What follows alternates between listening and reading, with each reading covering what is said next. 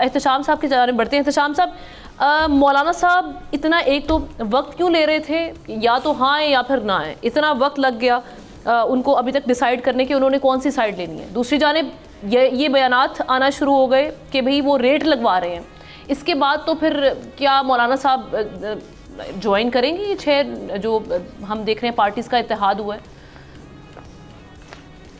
देखें, ये जो बयान दिया है गंडापुर साहब ने आमना, इसके प्रोवोकेशन क्या है? मुझे लगता है परसों का इंटरव्यू जो आपने देखा है कि मौलाना फजल रहमान का शाहजेब के साथ हुआ, उसमें जिस अंदाज से उन्होंने गुफ्तगू की है, उन्होंने पूछा, सवाल किए कि जी आपके साथ तो इतने इख्तलाफात थे PTI के, आपको मुख्तलिफ नामों से पुकारा गया और आप उनसे सुलह करने जा रहे हैं। एक जुमला कहा, जी सियासत में दरवाजे बंद नहीं होते। लेकिन जो अगली बात करने वाली है, जिसकी वजह से मेरा ख्याल है जो गंडापुर साहब उछल पड़े हैं, वो ये है, उन्होंने कहा जी अच्छी बात है कि अगर पार्टी के अंदर बेहूदगी ख़त्म हो रही है और अगर लोगों को पता चल रहा है कि सियासी रवैये क्या होने चाहिए और इसके नुकसानात क्या होने चाहिए, किस तरह इसको कवर करना होता है, तो शायद ये सीख लें।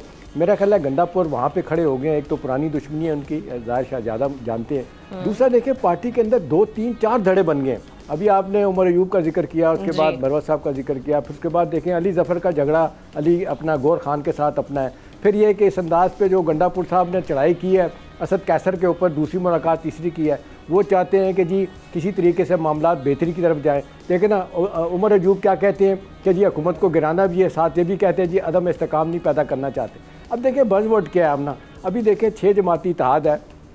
बुनियादी तौर पे कहा गया कि जी हमारा मकसद क्या है, हमने आइन की बहाली करनी है, लेकिन 1 पॉइंट एजेंडा है कि किसी तरीके से इमरान को बाहर निकालना है। इमरान तो इस तरह बाहर नहीं आएंगे जब तक आप इस्टेब्लिशमेंट से लड़ाई करेंगे। आपको भी पता है, मुझे भी पता है, बाहर नहीं आ सकते, फिर अदालतों के ज़रिए रिलीफ लेना होगा। अब सवाल ये है कि जिनको कौम परस्त लीडर अचकज़ई साहब को आपने दे दी है सरबराही इसकी, तो उसके बाद वो मुझे बताएं इनके पास क्या रह गया। जमात इस्लामी और अचकज़ई की पार्टी पे पख्तूनख्वा, ये देखें अपनी सियासी बका की जंग लड़ रही हैं। ये इलेक्शन में लोग हार गए, इनको कुछ नहीं मिला। अब ये सारा का सारा कंधार इस्तेमाल करना चाहते हैं PTI का।